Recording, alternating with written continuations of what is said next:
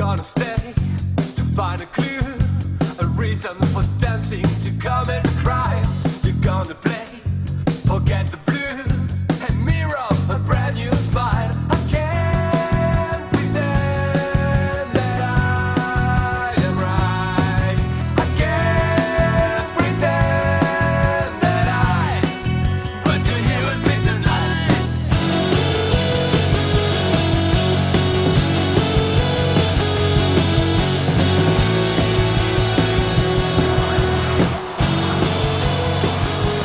Benjamin, du hast Angst, du hast keine Angst haben. Rennen Sie rein. Ich zitiere immer diesen Satz von Jean Monnet. Es ist ja nicht richtig belegt, ob er das wirklich ausgesprochen hat, aber die Idee hat er. Ja? Und er hat gesagt, also wenn es nochmal zu tun wäre, diese europäische Konstruktion ab dem Vertrag von Rom, ja? Hat er gesagt, ich würde statt mit der Wirtschaft eher mit der Kultur anfangen. Das ist ja wichtig, ja? Weil heutzutage haben wir diese Debatte in Europa. Wo sollen wir Akzente setzen?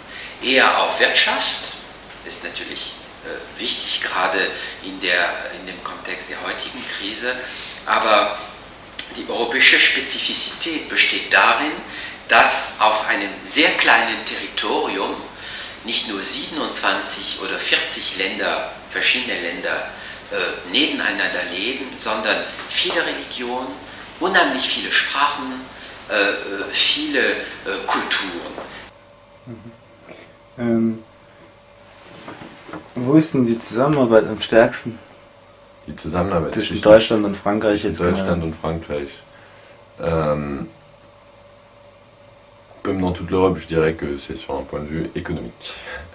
Très simplement, je pense que c'est clairement économique, et bon, après tout ce que l'économie engendre, ça fait un peu économique, c'est un grand mot. Mais que ce soit un peu tout, il y a des entreprises, les entreprises allemandes sont implantées en France, les entreprises françaises sont implantées en Allemagne. Sur des domaines comme la recherche, moi j'y crois pas trop, parce que j'imagine très bien le chercheur allemand et le chercheur français en face de l'autre, l'un qui parle français, l'autre qui parle allemand, peut-être anglais. Le chercheur français, on ne lui parle pas en anglais. Par exemple, il y a des choses amusantes.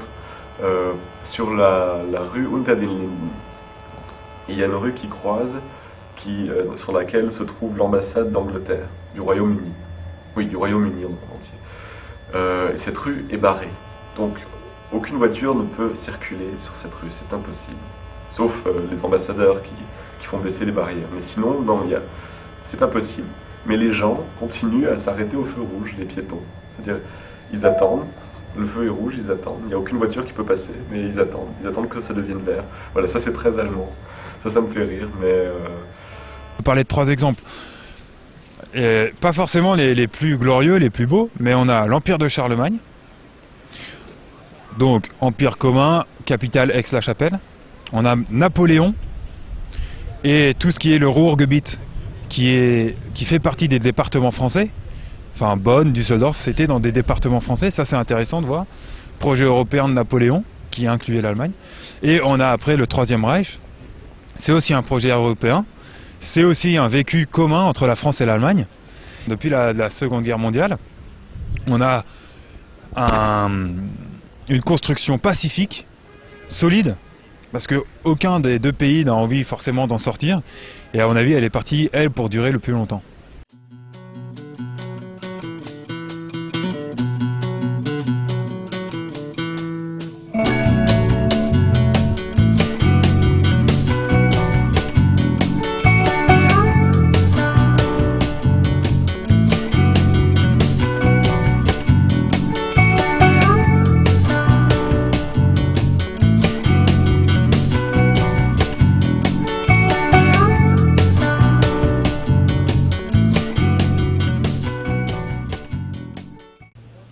Alors bonjour, mon nom est Melchior, je suis étudiant à Sciences Po Paris et à la Freie Universität de Berlin. Il y a une collaboration à tous les niveaux, à tous les échelons de la politique en France et en Allemagne. 3 points essentiels: collaboration, enfin travailler ensemble, renforcer notre amitié et renforcer l'Europe. Depuis 50 ans, on est en train de construire une des plus belles choses Qu'est-ce qu'il a fait? Attends, quand un ministre français a envie de partir dans telle ou telle direction pour un objectif politique, on peut être certain que son confrère allemand sera mis au courant. On peut être certain qu'ils regarderont ou qu'ils essaieront de regarder dans la même direction. Et ça, c'est intéressant, c'est le seul exemple qui me vient à l'esprit. Je crois que nulle part ailleurs dans le monde, on a une collaboration aussi forte. Il y a aussi d'autres aspects. Par exemple, il faut savoir que 2 fois par an, chefs d'État, ministres allemands, français, fonctionnaires se réunissent, à la fois à Paris et à Berlin, ou avant c'était à Bonn, mais bon, se réunissent dans les capitales françaises et allemandes, et parlent de politique, parlent d'objectifs communs, parlent d'Europe.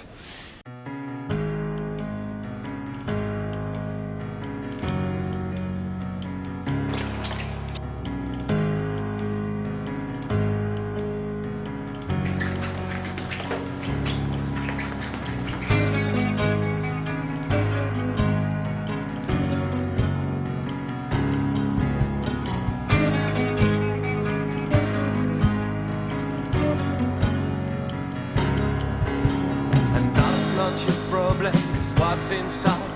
The old video tapes of you and I. We kind and rewind on the thing that we had. And burning the project, and that's alright. You promised me like we always care. You're not naked alone in your bed. You run at me, but I'm almost dead. I'm not dancing with my brand new friends.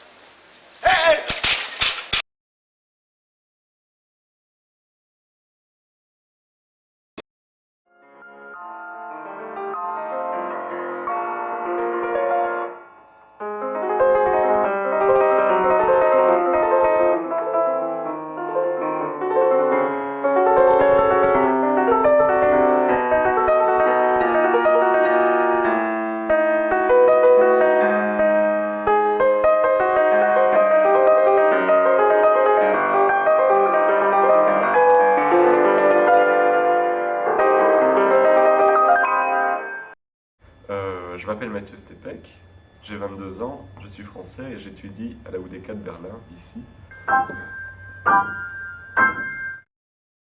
Oui, alors il y a beaucoup de différences. Le système français et le système allemand au niveau de la musique sont totalement différemment organisés. L'organisation est presque opposée. En France, on a d'un côté le lycée et d'un autre côté les conservatoires. C'est 2 systèmes indépendants. Il n'y a pas de faculté de musique. Il y a la musicologie, mais c'est un domaine à part que je ne traiterai pas. Donc pour l'instrument, les conservatoires sont indépendants du système scolaire, de l'éducation nationale. Donc quand on veut entrer par exemple au conservatoire de Paris, on n'a absolument pas besoin d'un baccalauréat, ni du brevet, rien. Donc il suffit de savoir jouer, entre guillemets. Ce qui fait qu'en France, on a des limites d'âge, d'admissibilité très basses. Au Conservatoire de Paris, c'est 21 ans.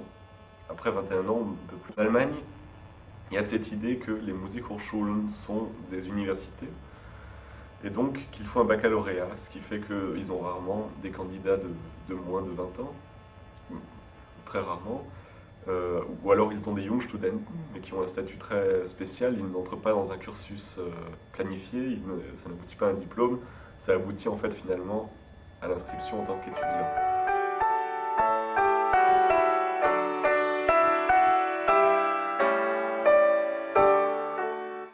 Je note la tendance très allemande depuis longtemps à l'anti-autoritarisme, bon, qui se dissipe en Allemagne et qui arrive en France, pour ainsi dire, malheureusement. Et qu'est-ce que je peux dire sinon que ça fonctionne pas? Sinon, au niveau culturel allemand, j'ai l'impression que les étudiants allemands en musique sont plus détendus par rapport à leur travail.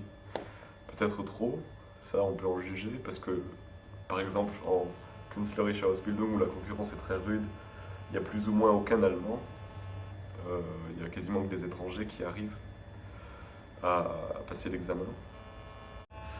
Je crois que les Français devraient apprendre de l'expérience allemande qui est en train de se rendre compte de ses erreurs sur ce point de vue.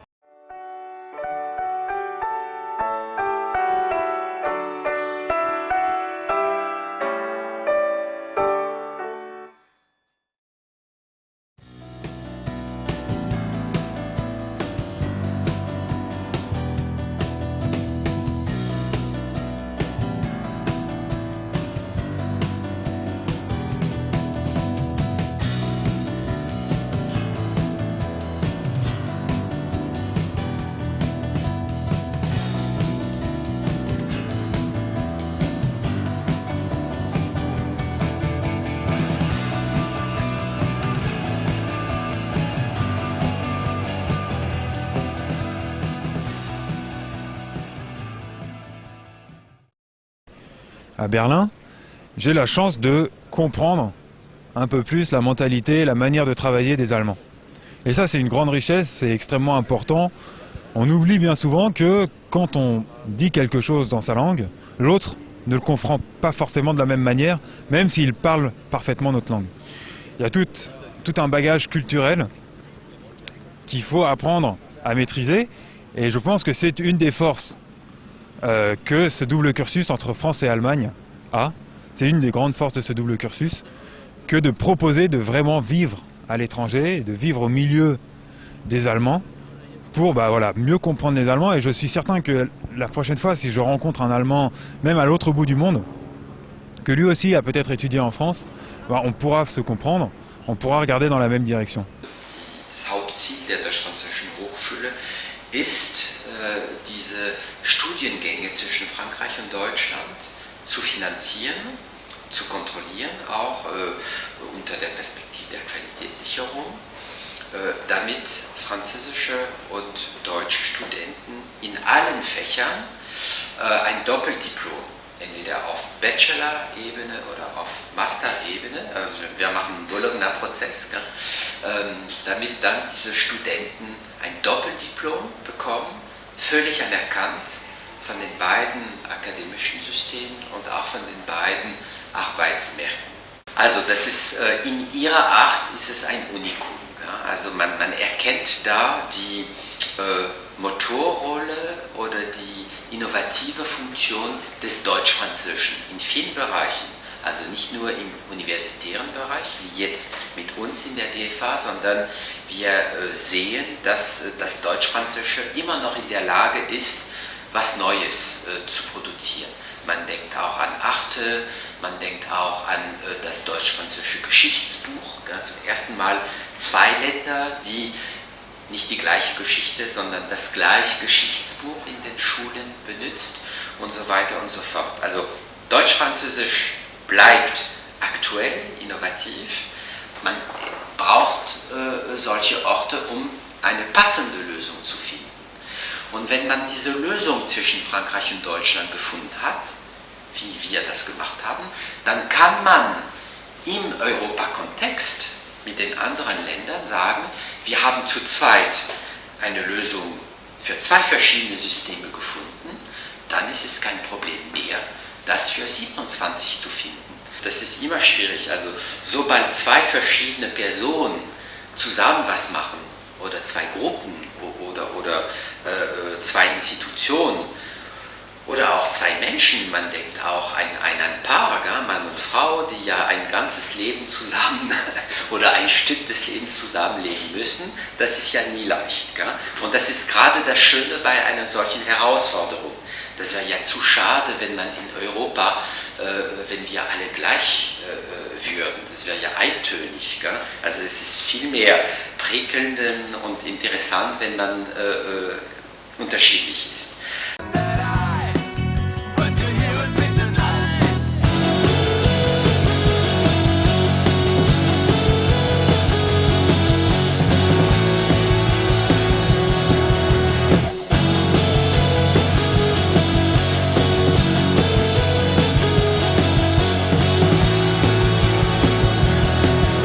I'm sorry that I know that you will think of him tonight.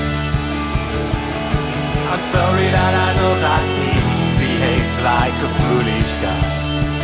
Then if you think of us, you're wrong all the time. No, no, no. Seriously, bring your lips to mine. If you think of us, you're wrong all the time. No, no, no, no, no, no. Is it wasted of time when we both sleep at night? Seriously, bring your lips to mine. I'm not perfect. Ah, arrête, c'est fini le gars. Non, c'est Tout, ouais, enfin, la guerre de 30 ans, c'est plus les Allemands et la Suède et tout le bazar, non?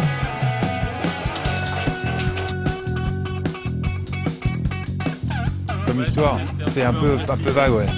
Effektiv hat es angefangen im Jahr 1999.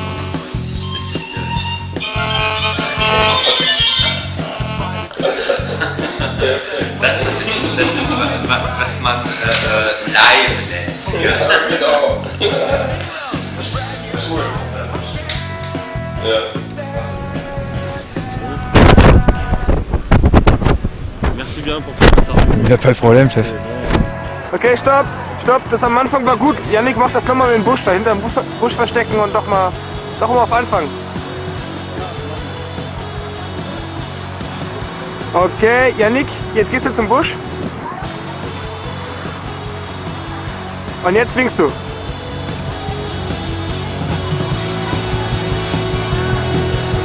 sorry that I know that you will think of me too.